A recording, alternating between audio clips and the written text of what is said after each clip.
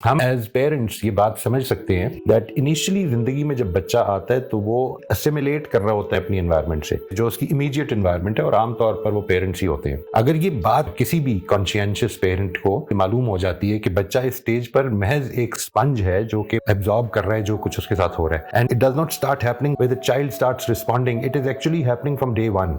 Parents की जुबान जिस तरह से सीख रहा है बगैर किसी एफर्ट के, बिल्कुल वैसे ही वो आपके रवैये भी देख रहा है, वो आपकी जिंदगियों में जो आप मॉडल्स क्रिएट कर रहे हैं उनको भी देख रहा है। तो एज अ पेरेंट मुझे क्या करना है? जो कॉन्शियंशियस पेरेंट्स होंगे वो इस चीज को आई एम श्योर कि समझ सकते हैं बड़ी अच्छी तरह say that life is not for the next 10 days और फॉर द नेक्स्ट 2 years। ये तो मालूम नहीं है कि जिंदगी कब तक चलनी है, लेकिन ये कि जब तक भी चलनी है हम अगले 2 माह का प्लानिंग नहीं करते, या अगले 10 दिन की प्लानिंग नहीं करते, या ये नहीं चाहते कि फौरन जो हम चाहते हैं वो हो जाए, बल्कि ये देख रहे होते हैं कि जो हम एटीट्यूड्स डेवलप करना चाह रहे हैं अपनी औलाद में वो क्या होंगे। तो उन एटीट्यूड्स को डेवलप करने के लिए as parents, as elders in your family, हमें उसमें क्या सोचना है, what is it that is required of a parent, जो कि ये देख के काम नहीं कर रहा है सिर्फ कि मुझे आज का मसला हल करना है, बल्कि वो ये देख के काम करना है कि मैंने आज के मसले को इस तरह हल करना है कि आइंदा के मसले हल करने की कैपेसिटी पैदा हो जाए। ये है जो विजडम का तकाजा है। There are 3 very very important aspect. Number 1 is that you need to be a good role model, a conscious role model. When I say a good role model, what I mean is अगर आप वाकई इसके बारे में पूरे शऊर के साथ फैसला नहीं करते हैं कि आपने किस चीज को रोल मॉडल करना है, तो आप